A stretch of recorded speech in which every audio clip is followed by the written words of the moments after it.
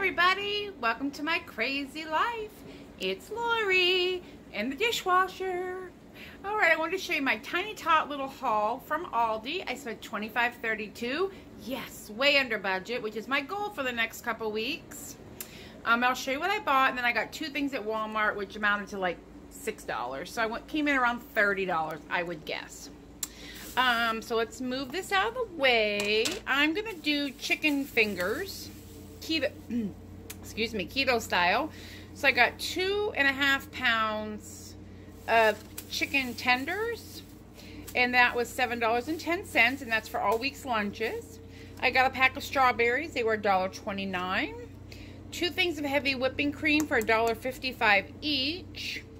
My stevia is $2.99. I need to take that to work this week. Some Brussels sprouts, and the Brussels sprouts were $2.49 for the fresh ones. They had out some German stuff, and these are German style pickles, and I really wanted to try those, and they're $2.49, but look at all the yumminess in there. Peppers and, oh, brine. Pretty clean, too. I don't think there's any sugar. Yeah, there's a little bit of sugar. One carb. So we're going to try those. I got 3 bags of pork rinds. 1 to 2 of these bags will be the breading for all these chicken tenders. I got some cheese because I have salami for dinners this week. I'm working at my other job 3 nights, so I'll chop these 2 bricks of cheese up for that. And that was it at Aldi. I think I did really well there. At Walmart, I got some of my Crazy Richards, which is made here in Ohio. This was $2.69, I believe, and the only ingredient is peanuts. See? The oil got a little on it when I opened it because it separates. And I actually store my Crazy Richards peanut butter upside down so the oil, you know, kind of mixes, or you'll get a big blob at the bottom that sticks. And then I got some Duke's mayonnaise.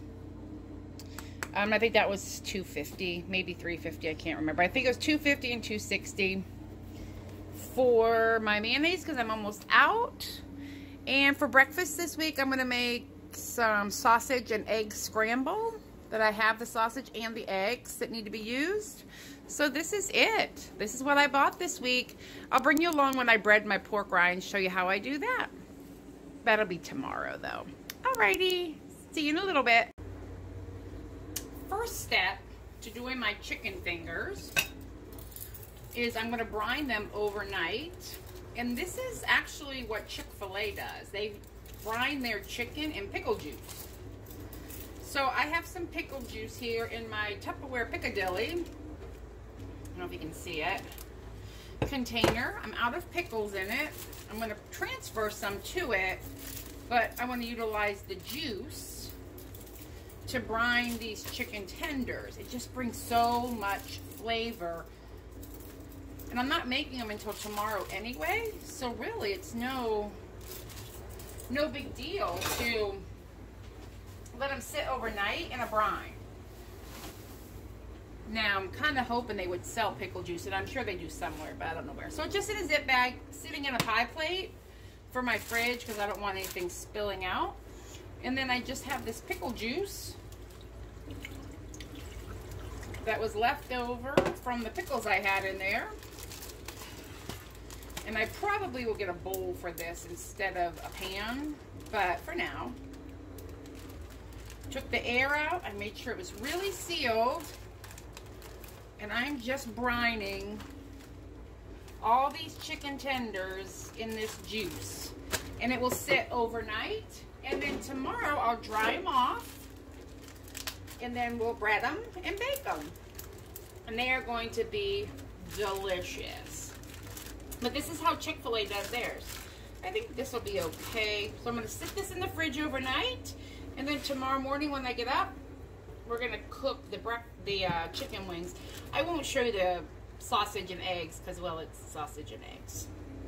Okay, friends, here's my version of the Chick-fil-A chicken tender. I used 2 bags of pork rinds, and these are like 3-ounce bags. I have no idea how much I'm going to need, mostly because I have a whole pan of chicken tenders. And I put them in a 1 bag in 1 gallon sack, and I honestly am just beating the bejesus out of them. Just like that. You could totally get out a food processor I just didn't want to deal with that mess today. And I'm only doing 2 bags. You can also grind these ahead and leave it in your fridge. I've done that too. And then I just kind of roll. And this is does 2 different things. It grinds up the pork rinds, but it also releases the fat, which will help this brown. So I don't have to spray the tops with oil because these pork rinds are coating it. Oh, there's my oven. I had my oven preheating to 425. I think fast is going to be, and high will be better. So I have 2 bags of pork rinds ground up in here. I add a little coconut flour to mine, not a lot, just maybe that much, a little more, just for a little bit, 2 of those, because that's the double batch, for some crunch and to help it adhere. And the same thing with the Parmesan cheese. I add Parmesan cheese to it, the stuff, for flavor and to help it stick and crunch up. And again, I'll do 2 whopping, we'll do 3 whopping soup spoons. Do you like my measurements? Now the chicken itself, you know, was brining all night, so it has plenty of flavor, but this needs a little. So I'm just going to add some pepper. I like pepper. I think that's my favorite part of Kentucky Fried Chicken, is the peppery skin. And then I have over here, you can't see it yet, 2 eggs and some cream. I'm going to dredge, basically, is what I'm doing. And then I'm going to put just a little salt on the breading. I don't feel like it needs any underneath. Maybe a little more of that. I can't really see it. Just make sure it's all mixed together. The thing is, you can always make more, but once you've dredged your chicken through this, you're not going to want to reuse it. I mean, I wouldn't reuse it. I guess you do what you will, but I'm not reusing this. If you put it in the food processor, your pork rinds will definitely be more fine, but I'm okay with that. And then this, like I said, was 2 eggs and some heavy cream. You can do almond milk. You can do anything that you want. I'm having cream because that's what I have in the house. Sorry, I have to get my pan out. I also laid the chicken out on a sheet with some paper towel. See how it's almost green looking? That's from the brine. This was an overnight. I have another pan out. Oops, I want my big one. To cover with aluminum foil.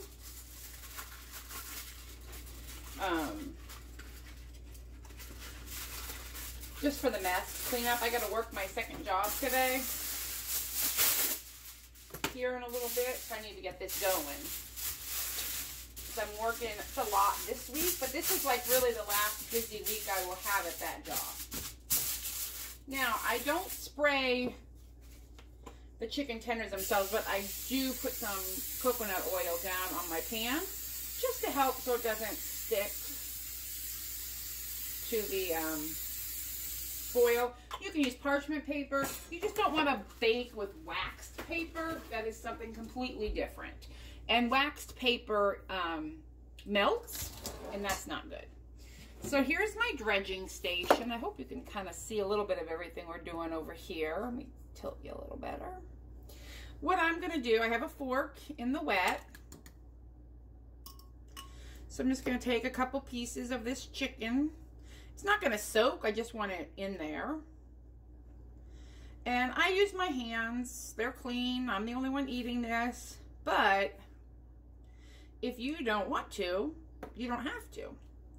But if you do, like I'm doing, you do the one hand method. Keep one hand dry and clean and one hand gross.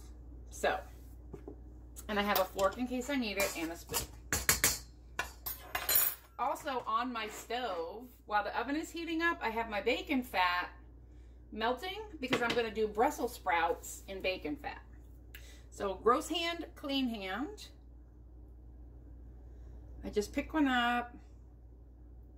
You really want to let it kind of run off. If you don't mind 2 gross hands, you just do that and it kind of hurries it along. I can't stay clean for this process, but I have a sink and a towel and I'm fine. So I'll do like 3. You just don't want to drag all this extra egg and cream into your dredge or you'll end up with it all being a big blob. And then you flip it around in here and I kind of mush it on, pat it and hope it sticks. And then this is what a chicken tender will look like. Doesn't that look delicious? And then it lays on its pan. So I can do generally like 2 to 3 at a time in this bowl because I'm doing a lot. This is for my week's lunch and maybe some dinner. And try not to make them touch, but again, I've got a lot to go on this pan. Oh, and then I fluff this up after I do my first 3.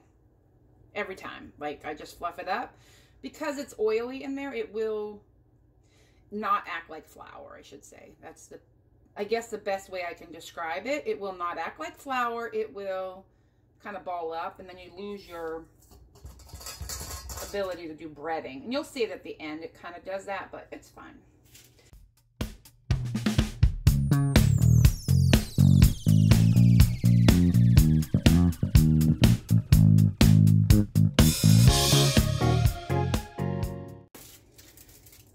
Put it in the oven, 425.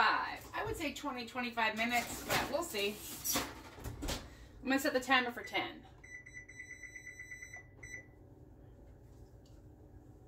Alrighty, now to go with my chicken tenders, I'm making Brussels sprouts. And all I do is I have a whole bag from Aldi. I cut the bottom off, just this little stem. Some of your leaves come off, but that's fine. And I cut them in half. And I put them in this bowl right here. So I'll show you again. I just cut the end off. Make sure you get the, it's hard. You don't want it on there. Cut them in half. And again, sometimes the leaves fall off, but that's fine. And that goes in the trash. And the sink. Got to keep cleaning while we're going. Now, this week I've decided I'm going to toss them in a little bacon rendering because I think that'll give them some yummy flavor. I love Brussels sprouts. And you have to try them roasted. Just trust me. So, I don't know how much oil I'm going to need or renderings. Probably a couple spoonfuls. And I'm just tossing them because you want them to be completely coated. Yeah, that's plenty. And then again, salt and pepper. You could put some garlic powder on here. Oh, that would be delicious. Some pepper flakes if you like spicy. But today I'm just going to do salt and pepper and call it for this week anyway. Now they're coated in the bacon. I'll wait until the tenders are done maybe. Or actually I could put these on the bottom shelf. That would be fine. I covered my tray. I don't need to add any oil to this because I'm using bacon rendering. And then I try to put them face down. Because what will happen is when the grease gets under there, it'll like fry them. Oops. Cooking is messy. You got to get your hands in there. And again, if you're not a hands person, get some tongs out. I'm just going to wash my hands here in a second before I stick these in the oven with the chicken. You know what else you could do, which would be delicious, and it's kind of what inspired the bacon flavor this week. I saw it maybe on Facebook, who knows. But take your Brussels sprouts, lay them on the pan, and then a cookie sheet over them, and cook bacon on the cookie sheet, and the renderings drop onto the Brussels sprouts. Now, all these little leaves that fell off are just going to crunch up, and they are delicious. But for right now, all right, these are all laid out nicely. I'll get my hand real quick. And these are going to go in the oven with the chicken, and I'll show you when they both come out. I have everything done for the week. That's the chicken tenders. Look how crispy they look. That's my scrambled eggs with sausage. And over here we've got Brussels sprouts. So I'm going to pack up my lunches. I'll have some other things to prep for the week, but this was what I made for breakfast and lunch this week. I hope you enjoy. Have a good one. Bye.